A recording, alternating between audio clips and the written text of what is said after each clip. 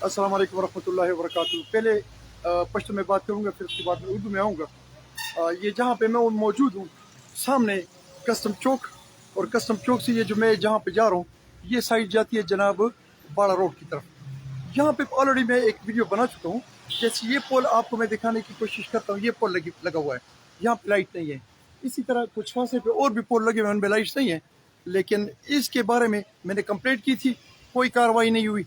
इसी जगह यही साहब है जहाँ अभी मैं इनसे बात करने लगा हूँ। इन साहब से, ये नवाज साहब है, इनकी दुकान है। इनसे पूछते हैं कि 40 दिन पहले या 45 दिन पहले जो हमने वीडियो बनाई थी, उसकी क्या पोजीशन है, पुख्तों की खबरों का। वालेकुम अस्सलाम वरहमतुल्लाह। दल्ता क्या लाइट कम वो माल ऑलरेडी द कंप्लेंट करो दागी सिंह चलो शो सुनकागरियो देखो सर्दिदा से कंप्लेंटونه ډیر داسې شي وي تقریبا 40-45 ورځې به دا مسکی کی چې تاسو کمپلینټ زما مخ کې کړو او هیڅ څوک هم نه راغلي چې یو 2 منټ هم راغلي څوک ورختلی یا اسی چې کړی وي هیڅ څوک هم نه راغلي بچي څوک تللی دې ته کمپلینټ باندې چې څوک یا لایټ کله سي خراب دي ډیر وخت کې یا 45 دي کی السلام علیکم تاسو څنګه اندازه شته چې لایټونه کله سي خراب دي چې کوم دي سټریټ لایټ دي دا په یو ځل دغه شو سم شو او بیا چاته دارونه پټ کو او بیا تقریبا سه هفته نیمه انشیو او بس بیا هغه داسې بس بیا اوس یې څونه بده شو اندازه چې دي خراب دي تقریبا 15-20 دن نه زیات 15-20 دن 40 ورځې مخکې ما کمپلینټ کړو 42 ورځې مخکې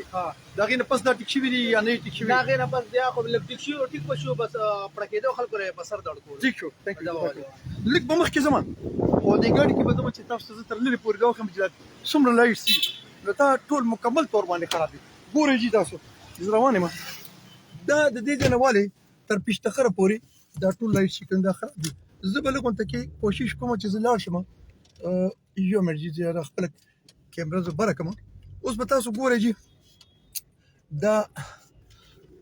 دا جناب لایټ سي او دا لایټ تاسو مخکې ما پرې کمپلیټ کړو خو ولې ادارې چې کوم دي هغه پرې باندې اکشن وانه غشته زاریان دیته ما دا جناب د کسٹم چوک پیښور کې د کسٹم چوک نه باړه روډ باندې تاسو روان یې او پښتخر چوک طرف ته تاسو روان یې او دا ګورئ نو دلته کې دا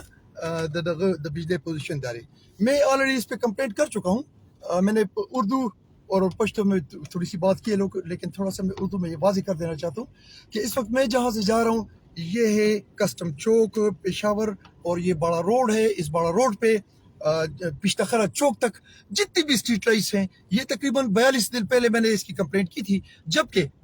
اس میں تاحال کوئی جو ہے وہ کارروائی نہیں ہوئی اور متعلقہ ادارے جو ہیں وہ نہ آئے ہیں نہ انہوں نے کوئی تگودو کی ہے بلکہ یہ لائٹ اسی طرح خراب ہے یہ ساری آپ کو نظر آ رہی ہے کہ یہ لائٹس خراب ہیں اور